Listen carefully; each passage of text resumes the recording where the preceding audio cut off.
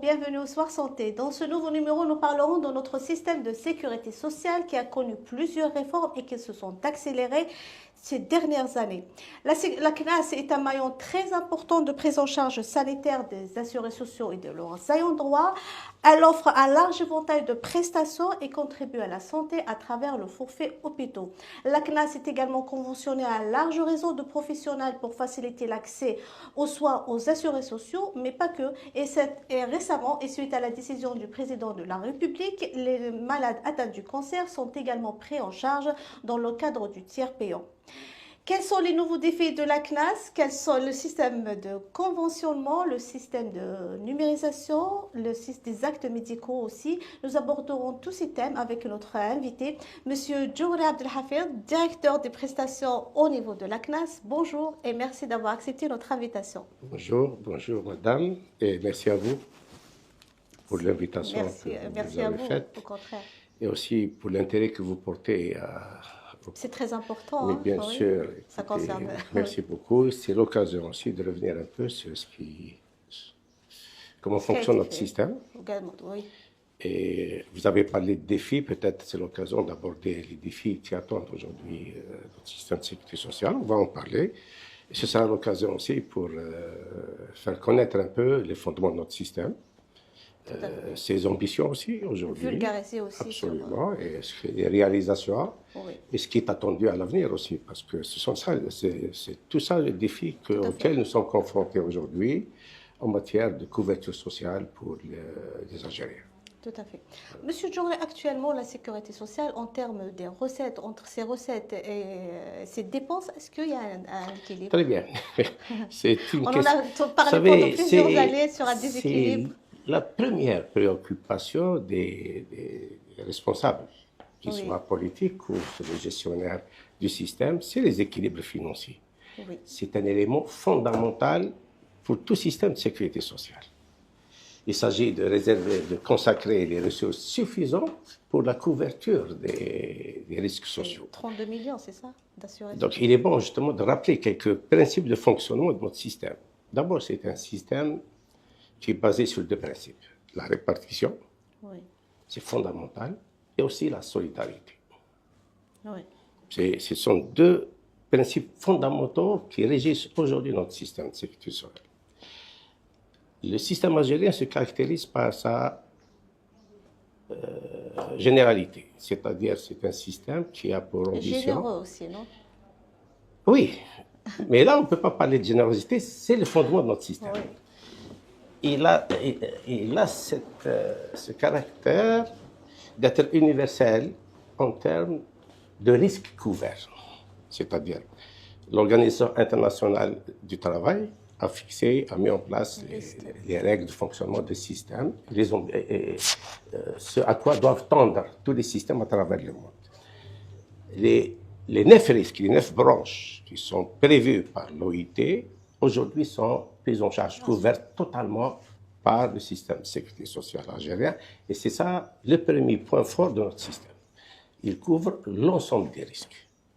Vous savez, la vie n'est pas facile, c'est-à-dire n'est pas un long fleuve tranquille.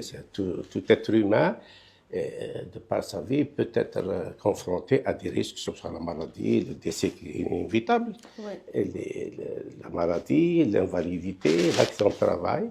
Et ces risques-là engendrent des contraintes, qu'elles soient physiques et notamment financières, et exercent une contrainte sur la vie des ménages aussi. Donc notre système de sécurité sociale est là pour justement assurer cette couverture sociale à l'ensemble des bénéficiaires. Et en tant qu'être humain, chacun d'entre nous a besoin d'avoir un système qui le couvre en cas de risque. C'est ça l'intérêt d'un système de sécurité sociale.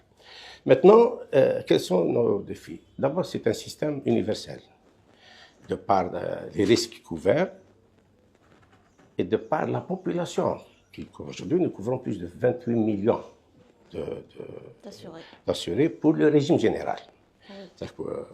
On ne parle pas du régime des non-salariés, des indépendants, je parle du régime général qui couvre d'abord les travailleurs salariés, les travailleurs assimilés et les catégories particulières. Qui sont? Les catégories particulières, c'est les personnes, les étudiants par exemple. Ah, d'accord.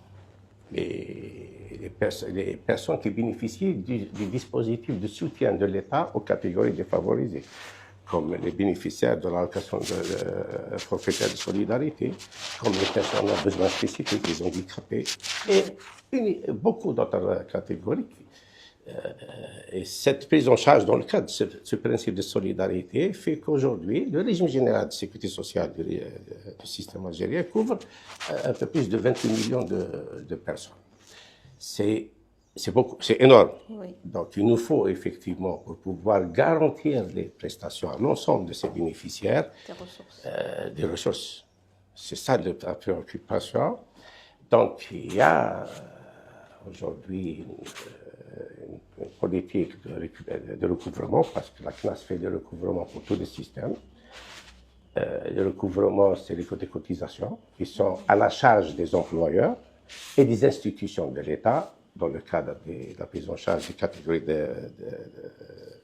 particulières. Ces ressources, ces cotisations, justement, doivent être au niveau de permettre la couverture de l'ensemble des besoins. Les besoins d'une population de 28 millions sont importants. Pourquoi? Parce que nous sommes dans une phase de transition, notamment épidémiologique. Nous sommes passés de la phase des épidémies, transmission hydrique, etc., de la maîtrise avec l'évolution de la science, la prise en charge de l'environnement de manière sérieuse et efficace. Donc on est passé vers un autre stade. On appelle cette transition, c'est maintenant les maladies non transmissibles et qui sont lourdes de conséquences. Le diabète et le cancer sont entre autres les cancers, l'hypertension, le diabète, et qui sont générateurs de beaucoup de dépenses et de besoins. Donc, à charge pour nous de pouvoir les couvrir. Donc, toute la stratégie, c'est de garantir justement cette couverture la plus large et celle compatible avec les attentes de la population concernée. Ce sont ça les défis. Donc, non seulement il faut pouvoir défendre notre système et le pérenniser par rapport à ces principes de base, mais non également s'adapter aux évolutions et aux besoins sans cesse grandissants de la population. C'est celui-là le défi. Comment on procède? D'abord, c'est la prise en charge de toutes les prestations en nature. Je vais vous donner un chiffre aussi. La dépense annuelle, c'est plus de 520 milliards de dinars d'une manière. Hors forfait hôpital. Avec le forfait hôpital, nous sommes à peu près à 670 milliards de dinars de dépenses. Il est de combien le forfait hôpital?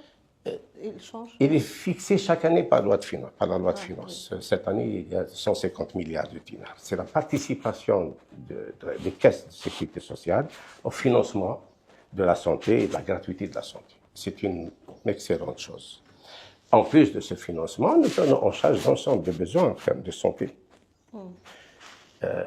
Toutes les prestations de sécurité sociale ont un lien direct avec la santé. Que ce soit la couverture de ce qu'on appelle les soins de santé, les remboursements, médicaments, appareillage, hospitalisation. Mais pardon, est-ce que la CNAS ne gagnerait pas mieux si on partait vers le système de contractualisation? Pourquoi donner un forfait et en retour, on ne sait pas qu'est-ce qui est? Pas de souci. C'est un grand débat. Oui. Et effectivement, en principe, les relations avec les structures hospitalières publiques aujourd'hui sont régies par ce dispositif forfaitaire, mais depuis 1992, on est appelé à essayer chaque fois de développer un système contractuel. Ça, c'est la loi le demande aujourd'hui. Les conditions, il faut les préparer pour aller vers ce système. L'essentiel pour nous, c'est de garantir justement la couverture sanitaire à toute la population. Les outils sont discutables et en fonction des périodes, des exigences du moment. On n'est pas encore aujourd'hui arrivé à concrétiser cette relation dans une forme contractuelle. Aujourd'hui, c'est le forfait, pas de souci. L'essentiel, c'est qu'aujourd'hui, la santé nationale et l'accessibilité aux soins est garantie pour les citoyens algériens, que ce soit au niveau du public avec cette gratuité, c'est une excellente chose, ou au niveau de la sécurité sociale, dans le cadre du conventionnement avec les structures hospitalières privées. Et c'est une également excellente chose, parce qu'aujourd'hui, nous avons un système national de santé composé du secteur public, qui est l'essentiel, et également du secteur privé, où il y a des investissements assez importants, et participer également à enrichir l'offre. Justement, ce secteur privé, avec le conventionnement a réussi à réduire drastiquement les maladies transférées à l'étranger. Justement, parce que en fait, c'est une stratégie globale, systémique. L'objectif de la sécurité sociale en organisant le conventionnement avec les structures privées, c'est une reconnaissance de l'importance au niveau de la santé nationale du secteur privé. C'est une excellente chose. Socialiser également l'offre est un moyen également de le financer et de le développer. Le conventionnement avec le secteur privé, son objectif premier, c'est rendre accessible les soins à la totalité des Algériens. Et au moindre coût et sans aucune formalité excessive. Donc, c'est le premier objectif. Aujourd'hui, nous avons beaucoup de professionnels de santé qui sont conventionnés. On a commencé avec les pharmaciens. Oui, le tiers payant. Dans le cas du tiers payant. Le tiers payant, c'est le système du tiers payant, parce que le principe pour la sécurité sociale, c'est que l'assuré fait l'avance des frais et demande le remboursement. Oui. Comme je l'ai dit tout à l'heure, à cause de cette transition, la charge financière pour la couverture des soins est devenue presque insupportable. Donc il fallait trouver un système qui puisse dispenser les ménages, les malades, de faire d'abord l'avance des frais pour avoir les soins nécessaires. Donc c'est ça l'objectif du tiers payant. On a commencé avec le pharmacien, parce qu'effectivement c'est le médicament, le premier poste de dépense. Oui, et ça marche très bien. Et ça marche très bien. Nous avons aujourd'hui plus de 13 000 officines qui sont conventionnés. Nous sommes contents. Pourquoi? Parce que l'Algérien aujourd'hui accède facilement à ces médicaments. Je prends pour exemple les malades chroniques qui sont porteurs de 3 ou 4 affections malheureusement pour eux. La charge financière est très importante. Donc il est souvent, les personnes ne disposent pas des ressources nécessaires pour pouvoir payer eux-mêmes. Mais pourquoi le tiers payant, M. Djourali, n'a pas réussi avec les médecins libéraux? J'arrive, c'est tout un... Mais nous avons aujourd'hui plus de 3 900 médecins qui sont conventionnés. Ça reste peu. Ça reste peu, effectivement. C'est à nous peut-être de faire l'effort, de soutenir ce dispositif et de le développer en direction de nos médecins privés. Eux, ils demandent la revalorisation. Bien sûr, c'est normal, c'est normal. J'en reviens par rapport aux professionnels. Nous avons des pharmaciens et à peu près, si mes chiffres ne sont justes, c'est plus de 98%, 19% des pharmaciens exerçants aujourd'hui qui sont conventionnés. C'est une excellente chose. C'est-à-dire aujourd'hui, l'Algérien peut disposer de ces médicaments facilement sans avoir à faire l'avance des frais, sauf le ticket modérateur ou le tarif de référence, qui est un dispositif, on peut en discuter tout à l'heure. Nous l'avons fait également avec les cliniques spécialisées en chirurgie cardiaque. Nous avons aujourd'hui plus de 50 cliniques conventionnées. D'ailleurs, on en voit, maintenant c'est pris en charge. L'intérêt, c'est que l'Algérien aujourd'hui, porteur d'une affection cardiaque, peut se soigner facilement, sans avoir à dépenser à faire l'avance. Deuxième moyen, c'est que nous avons réduit.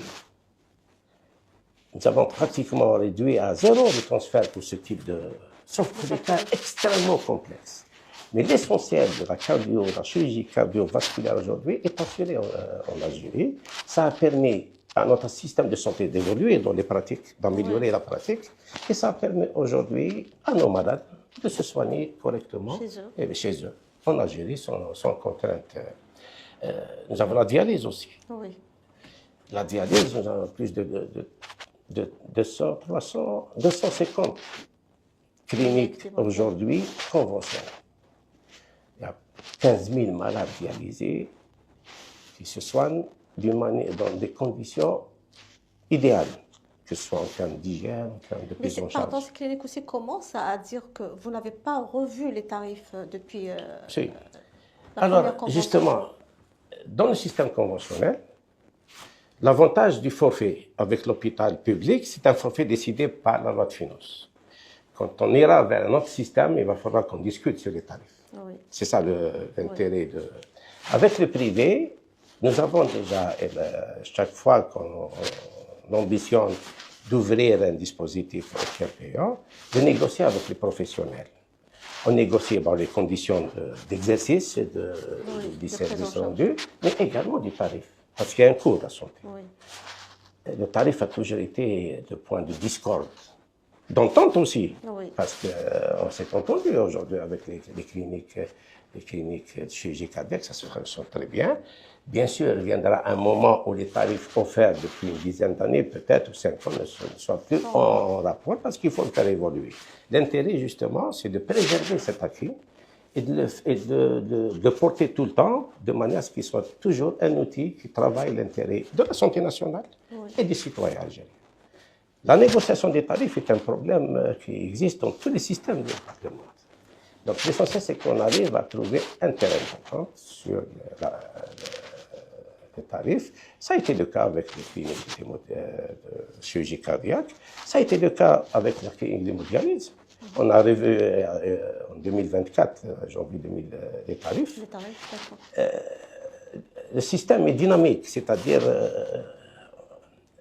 les charges d'exploitation évoluent. Oui. Les intrants pour la production de l'acte de soins évoluent. Parce qu'on est lié à un contexte mondial, régional aussi et national. Donc c'est à nous justement de trouver les mécanismes de défendre ce système. Est-ce qu'il n'y a pas une réflexion pour élargir justement ces conventions, notamment aux cancéreux?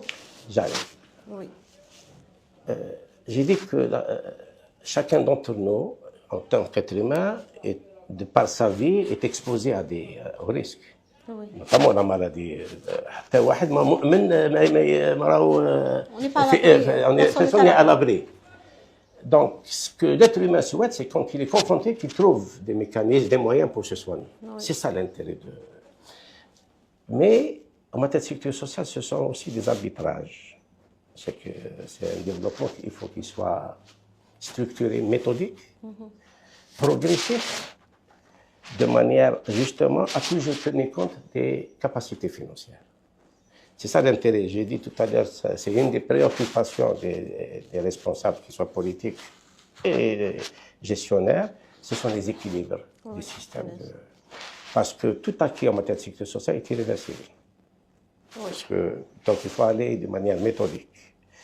Il faut faire des choix, qui sont des choix par moments difficiles, des choix difficile, mais sur des paramètres objectifs aussi. D'abord, c'est la santé nationale, c'est les problèmes de santé publique, de manière à prioriser les actions. Oui. C'est ce que nous avons fait. Médicaments, chirurgie cardiaque, dialyse, on est passé à l'accouchement. Oui. Aujourd'hui, nous avons plus de 170 cliniques qui sont conventionnées, ce qui a permis aux structures publiques de respirer un peu. Oui. N'oubliez pas que nous avons à peu près 1 million de naissances par an. Oui. C'est une charge terrible sur les structures de santé. C'est une pression énorme. Donc le fait d'avoir conventionné le privé, c'est une manière d'alléger un peu de ça. Surtout d'offrir aux citoyens algériens les meilleures conditions. Tout à fait. Et en même temps d'aider la santé privée dans le cadre d'un système national aussi. Tout est lié en fait. Oui.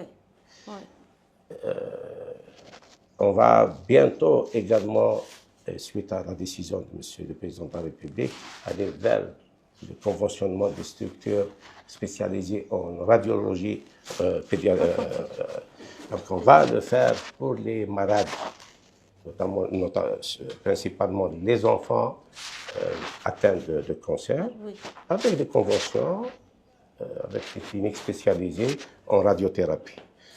C'est imminent, le dispositif. Tout est prêt maintenant? Tout est prêt, il reste à mettre en place le cadre réglementaire, c'est déjà prêt. Vous êtes conventionné avec combien de cliniques pour ça? Mais on n'a pas encore mais tout est fait, tout est prêt, il reste que la promulgation du décret. On passera à la mise à l'application. Il y a déjà 5 cliniques qui sont déjà dans sont intéressés, qui ont manifesté l'intérêt de nous accompagner dans ce projet. Et je pense que le fait de socialiser encore cette spécialité, nécessairement, il va y avoir encore d'autres des investissements dans le domaine et un développement de l'offre. Oui. Ce qui nous intéresse, c'est de permettre un développement de l'offre pour rendre accessible facilement et rapidement aux citoyens algériens. Parce que le secteur public n'arrive pas encore à répondre à tout ça. Le secteur public fait son travail, en fait. Mais il n'arrive pas. Il n'arrive pas. Il assure l'essentiel, en fait, lourdement. Ça nécessite des moyens colossaux aussi. Il faut rester toujours en adéquation avec les techniques et les évolutions technologiques. Donc le secteur public fait de son mieux. Il y a eu un investissement assez important en termes de création de CAC, etc. Mais ça reste insuffisant parce que nous sommes toujours dans une phase de transition technologique. Oui. Où les 4 concerts sont devenus importants aujourd'hui. Oui. L'essentiel pour nous tous, c'est justement de travailler tous ensemble pour offrir les soins nécessaires à tout le monde algérien. C'est ça l'intérêt. Donc, on ne va pas en rester là, parce que l'ambition d'un système de sécurité sociale, c'est de se développer de telle sorte à rendre accessibles les soins à l'ensemble. Je suis sûr que demain, compte tenu de cette évolution, cette pression démographique aussi et épidémiologique, on ira vers le conventionnement d'autres prestations qui posent problème aujourd'hui. C'est ça l'ambition. Mais on le fera d'une manière graduelle, de sorte à toujours préserver le système et surtout lui garantir l'avenir et sa pérennité. C'est ça l'intérêt. Quelles sont les maladies maintenant transférées à l'étranger? Alors, justement, le développement de la santé nationale, que ce soit au niveau du public et également du privé, a permis une réduction drastique du transfert de soins à l'étranger. Je rappelle que les soins de transfert à l'étranger sont offerts, tous les Algériens sont éligibles. Oui. Pour autant que sa pathologie ne soit pas traitée, ne peut pas être traitée chez nous pour des raisons soit de plateau technique, soit de compétences. Aujourd'hui, le développement des plateaux techniques en Algérie et les compétences ont rendu élargir la liste des pathologies prises en charge. Non, on réduit justement les transferts à l'étranger. C'est une excellente chose. Parce que soit nous ici, nos Algériens, nos citoyens... On a élargi nos offres ici en Algérie. L'offre s'est développée. C'est tant mieux. Donc, il y a une réduction drastique des transferts pour soins à l'étranger. Ceci étant, lorsque le cas relève d'un cas extrême, complexe, où peut-être le plateau technique n'est pas disponible, on transfère l'Algérien pour des soins à l'étranger. C'est un droit constitutionnel, les soins. Oui. Alors, depuis 2020, vous êtes attaqué à un chantier de numérisation. Actuellement, vous en êtes où? Très bien. Vous savez, j'ai dit que la sécurité sociale se développe, elle vit au rythme de son environnement. Oui. Pour nous, il est vain d'espérer une modernisation de notre activité et l'amélioration des services rendus sans aujourd'hui l'intégration des services électroniques. Pour nous, c'est une option stratégique. Pourquoi? Je vais vous donner juste un petit exemple. Nous remboursons jusqu'à aujourd'hui 80 millions de dossiers de soins, médicaments. C'est-à-dire que les prestations en termes de dénombrement, nous sommes à plus de 100 millions, 110 millions d'actes de remboursement. 28 millions de bénéficiaires. Il est impossible de pouvoir gérer tout ce flux d'informations avec un système ancien, mécanique. Donc, il faut absolument intégrer les moyens modernes. Oui. Les modernes, c'est la numérisation. Nous avons commencé avec le système Chifa, qui est le premier outil pour nous de numérisation. Aujourd'hui, nous l'avons développé pour la gestion interne et pour la gestion avec les partenaires et les assurés. Maintenant, nous passons à une autre phase, c'est d'intégrer des services électroniques au profit de nos assurés sociaux. C'est-à-dire pour les dispenser de la contrainte de se déplacer. Oui. Donc tout est fait avec les plateformes qui sont développées de manière à permettre à l'assuré social une interaction avec les services de la CNAS, que ce soit par rapport à ses déclarations, à ses changements de statut, et par rapport à ses demandes, par rapport à tout type d'informations dont il a besoin. Aujourd'hui, la plateforme Shifa lui permet de rentrer en contact avec les services de la CNAS et de faire des demandes qui étaient à l'époque faites de manière manuelle, avec un déplacement lourd sur les services. Absolument. Nous pensons que la numérisation de nos services est le seul moyen pour arriver aujourd'hui à l'objectif premier, celui d'améliorer les prestations et les services rendus au profit de nos assurés sociaux et de leurs ayants droit. Aujourd'hui, nous avons quand même fait un pas extraordinaire dans ce sens. Les plateformes existent. La personne aujourd'hui qui a besoin d'un document peut le faire à travers la plateforme, par Internet. Il le fait de chez lui en plus aujourd'hui. C'est une excellente chose. Avec les pharmaciens, aujourd'hui, tout a été numérisé, c'est-à-dire ils peuvent faire la facture, la transmettre par voie d'Internet et transmettre après les dossiers physiques plus tard. L'essentiel pour nous, c'est toutes ces données sont intégrées dans un système d'information national qui nous permet aujourd'hui de disposer de données fiables, authentiques, rapides et sincères surtout, pour permettre les bonnes décisions demain, que ce soit pour les gestionnaires, qui nous sommes, ou bien pour l'autorité politique, dont la sécurité sociale est un élément essentiel de la politique sociale du pays. C'est notre aujourd'hui ambition et nous y travaillons. C'est tous les jours, l'ambition c'est 2026, c'est d'arriver à pratiquement digitaliser toutes les relations avec les assurés sociaux. C'est un gain économique. Pour l'assuré social, qui n'aura plus à se déplacer, à avoir la contrainte de se déplacer vers les structures. Et pour nous aussi, c'est d'abord de disposer de ressources humaines supplémentaires. Les personnels qui étaient affectés au guichet peuvent être utilisés à d'autres fonctions. Et ainsi, et c'est ça l'intérêt aujourd'hui de notre politique. Monsieur Djougri, l'un des défis aussi de la CNAS était de traquer les arrêts maladie frauduleux. Quelle est la situation aujourd'hui? Moi, je suis prudent en matière de...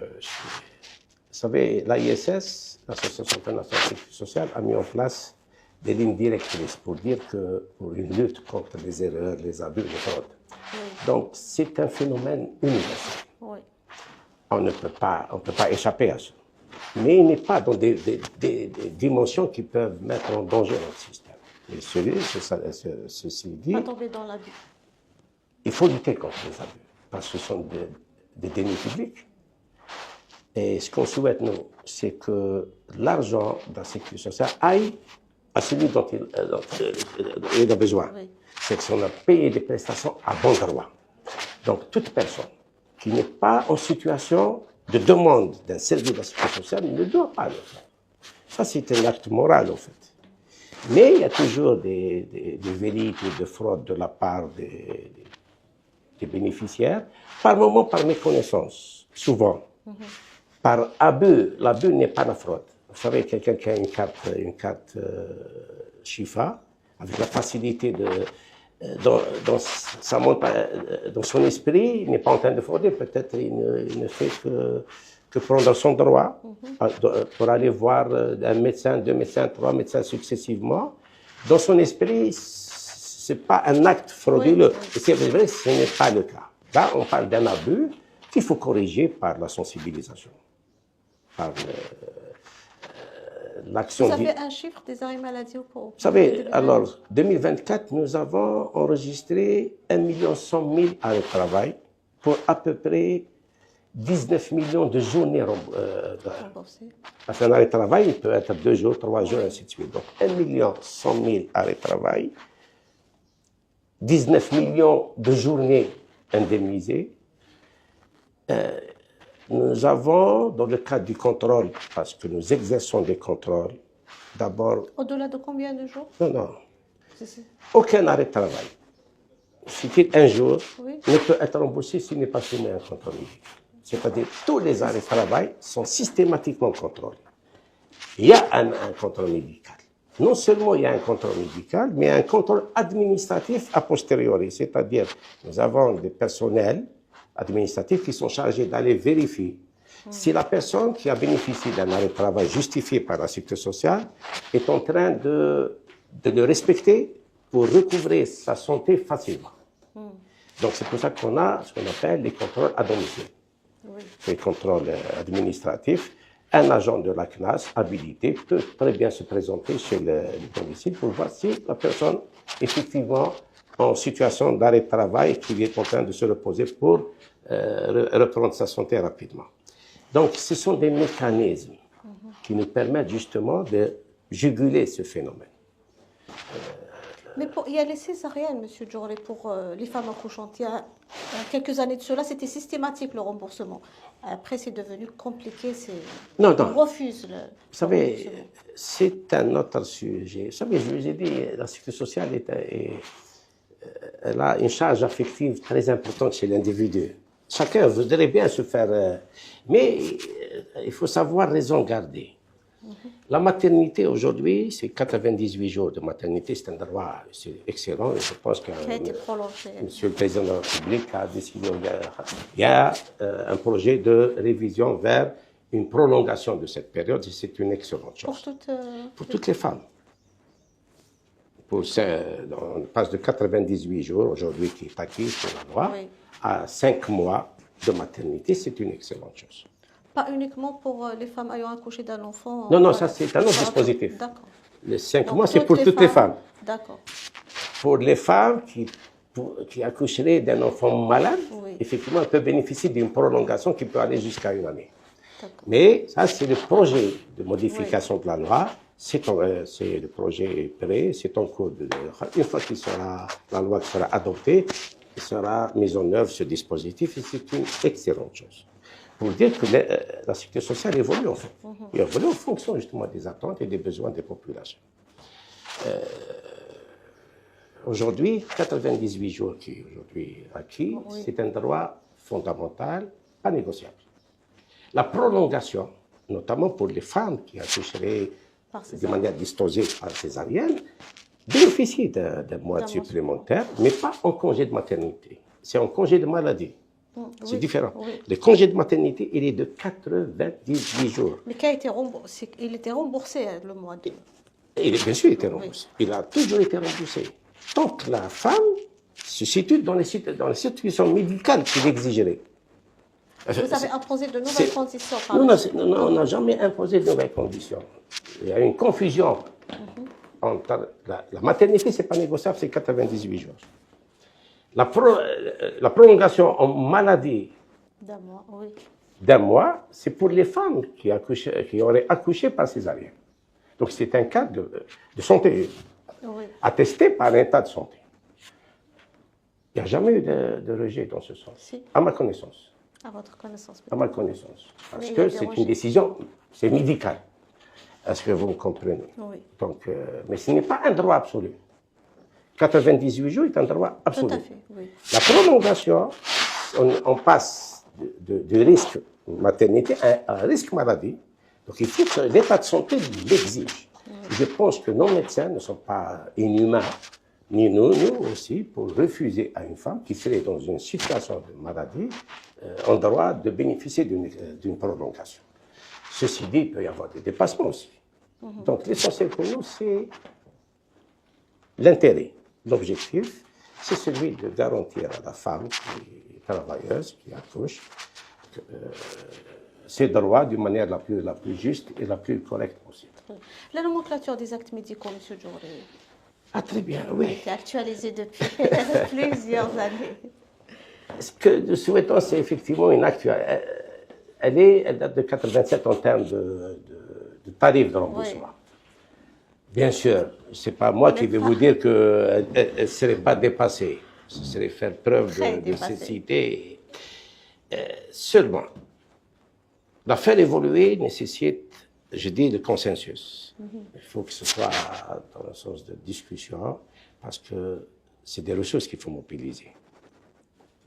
Nous ne sommes pas contre. Personne ne peut être contre cette révision. Mais maintenant, ça pénalise. Maintenant, ça relève d'un État.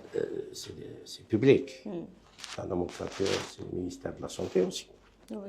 La tarification, c'est la CNAS. Donc, il nous faut, bien sûr, un consensus pour faire évoluer cette nomenclature, pour intégrer peut-être des actes qui n'étaient pas à l'époque en 87, compte tenu de l'évolution des techniques et de la santé, de la transition aussi, et également de discuter de cette problématique, la tarification. Jusqu'à quel point la sécurité sociale peut aller vers une couverture. Est-ce qu'on doit couvrir aujourd'hui les tarifs réels qui sont exercés? Là, c'est un débat. Oui. C'est un débat. On pourra dire pourquoi ces tarifs ont évolué, quels sont les paramètres qui ont fait évoluer ces tarifs. Mais l'essentiel, c'est qu'on doit arriver à un débat public, par les instances concernées, par les structures, par les institutions concernées, pour faire évoluer. Et je pense que ce sera fait à l'avenir. Mais quand? Alors là, je n'ai pas de réponse. Oui, je sais. Je vous parle un peu des principes. C'est ce qui fait bloquer le tiers payant avec les médecins privés, M. Djour. Non, c'est autre chose. Une consultation de médecin pour médecin sanitaire pour un généraliste, la CNAS ne donne pas. Alors la CNAS a choisi justement de conventionner pour échapper à la rigueur de la tarification réglementaire. Si on devait s'arrêter pour la chirurgie cardiaque au tarif de 87, on ne rembourserait rien du tout. Oui. Donc le système de conventionnement avec le privé a permis justement à la sécurité sociale de sortir un peu de cette contrainte réglementaire qui est imposée par la nomenclature, vers un système de convention. Donc, quand on parle de convention, cela suppose une réciprocité, une négociation, un consensus. Et arriver en fin de compte grâce à un consensus sur des tarifs. Nous l'avons fait pour la chirurgie cardiaque, pour la dialyse. Mais ça reste pour... Inch'Allah, on le fera pour tous les autres actes, par étapes. J'avais dit qu'on va devoir se développer pour aller vers ce système de manière graduelle, réfléchie et surtout mesurée. Parce qu'il y a des impacts financiers extraordinaires. La sécurité sociale aujourd'hui vit uniquement par les cotisations des travailleurs. Ce qu'on souhaite, c'est élargir la base cotisante pour augmenter nos ressources. Oui. Et l'élargissement de la base cotisante, c'est l'emploi, c'est le salaire. Oui. Ce sont des projets qui existent aujourd'hui avec des investissements prévus et déjà engagés. À terme, sur une année, 2 ans, 3 ans, je pense que ça va produire les effets économiques escomptés, ça va améliorer l'emploi, donc la base cotisante sera plus large, donc on disposera de ressources supplémentaires. Oui. Ces ressources supplémentaires, il faut dire que le lien qui existe entre la sécurité avec l'ensemble de l'environnement, donc la croissance économique aura nécessairement un impact sur la sécurité sociale et le développement des services. Par l'amélioration des ressources, ces ressources, qu'est-ce qu'on va faire? On ne va pas les garder, nous, la sécurité sociale. On va les redistribuer, parce que c'est une manière de redistribuer la richesse nationale par l'amélioration et l'élargissement des systèmes de convention. Je pense que c'est cette logique qui est là aujourd'hui qui va être adoptée à l'avenir de manière à améliorer en permanence l'accès aux soins. Nous l'avons fait avec l'essentiel. Il y a un secteur public gratuit aujourd'hui qui offre mais qui offre l'essentiel des prestations. Il y a un secteur privé qui fait partie de la santé nationale et qui offre également des services. Je pense qu'il faut qu'on se mette pour graduellement faire bénéficier l'ensemble de la population de ces avancées. Vous savez, en matière de sécurité sociale, il y a des facteurs ce qu'on appelle la croissance de la dépense en matière de sécurité sociale, Oui. et par des facteurs qui sont liés à l'offre et à la demande. La demande, c'est la population, 28 millions. Suivant nos prévisions 2030, on sera à 50 millions. Oui. Donc la demande va également être importante. Il va falloir penser justement pouvoir Répondre. être présent pour répondre à cette demande. Quand j'ai dit nous avons 1 million de naissances par an, il faut pouvoir répondre à ces besoins. Nous avons aujourd'hui plus de 5 800 000 malades chroniques. Et nous enregistrons annuellement plus de 350 000 malades chroniques nouveaux. Vous savez, c'est les malades chroniques, malheureusement, c'est la vie en fait, c'est à cause de cette transition et des conditions de vie, de stress également, l'âge aussi. C'est un budget spécial pour ces malades? Il n'y a aucun budget spécial sur le budget national, mais ça porte une charge supplémentaire. Vous savez, ce n'est pas uniquement les 20%, parce que le malade chronique, la prise en charge est à 100%. Mais ce n'est pas tant les 20% supplémentaires, c'est la récurrence des soins. Oui. C'est qu'un malade chronique, de par sa chronicité, il est obligé de se soigner d'une manière permanente. Oui. Donc c'est cette permanence de traitement qui fait que la charge financière est plus importante. Donc si on enregistre 350 000 malades chroniques nouveaux, c'est inéluctablement, il y a une conséquence sur la dépense. Ce sont ces facteurs justement qui... J'imagine le remboursement des médicaments innovants, ça... Nous avons également une nomenclature des médicaments qui fait 7400, 7500 médicaments. Et chaque mois, il y a une mise à jour. C'est normal, parce qu'il y a les évolutions, il y a les nouvelles molécules, il y a les nouveaux produits, il y a un marché national de médicaments, il y a aujourd'hui plus de 70% des besoins algériens en médicaments sont couverts par la production nationale. C'est une excellente chose. Et même la classe participe aujourd'hui à cette croissance de la production par, vous savez, on accorde des incitations financières pour les pharmaciens qui ont en place surtout un produit fabriqué localement, on place un produit importé par un produit fabriqué localement. C'est une excellente chose. Ça a permis, pour dire, le rôle de la classe est essentiel aussi. Il est important pour la couverture sociale des RAP, mais le producteur aussi demande la révision du tarif de référence. Vous savez, le tarif de référence est un mécanisme. Je vous dis, le tarif de référence est un mécanisme de régulation de la consommation. Est-ce que vous me comprenez? Le tarif de référence, c'est le prix réel du médicament générique qui couvre le plus, qui présente. La différence, c'est les autres produits. Le tarif de référence est un mécanisme de régulation du marché national des médicaments. On prend pour référence le médicament qui couvre la majorité du marché. Le prix, c'est celui-là le prix de référence. Ah, d'accord, oui. Vous me comprenez? Les autres médicaments similaires doivent s'aligner sur Maintenant, s'ils ne s'alignent pas, effectivement, nous remboursons sur ce produit de référence qui existe sur le marché national. Donc, le malade, il a la disponibilité, il a le choix. Puisque c'est le même produit, c'est la même molécule, on prend le moins cher. Pourquoi? Parce que ce sont un mécanisme de régulation. Vous savez, comme je dis, c'est le premier poste de la dépense. Ça fait 300 milliards de dinars en médicaments. Tout gain.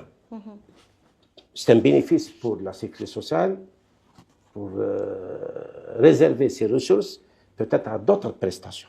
C'est ça notre intérêt. Ce n'est pas réduire le droit du citoyen, absolument pas. Aujourd'hui, l'accès aux médicaments est facile par le système du tiers payant. Et je pense qu'aujourd'hui, il y a une disponibilité en matière de médicaments qui couvre les besoins d'une manière large. C'est ça l'intérêt. Très bien. Merci beaucoup, M. Djourali, pour toutes ces explications. Oui. C'est parfait. Merci beaucoup. Merci à vous. On se retrouve la semaine prochaine. Au revoir. Merci beaucoup, madame. Merci à vous.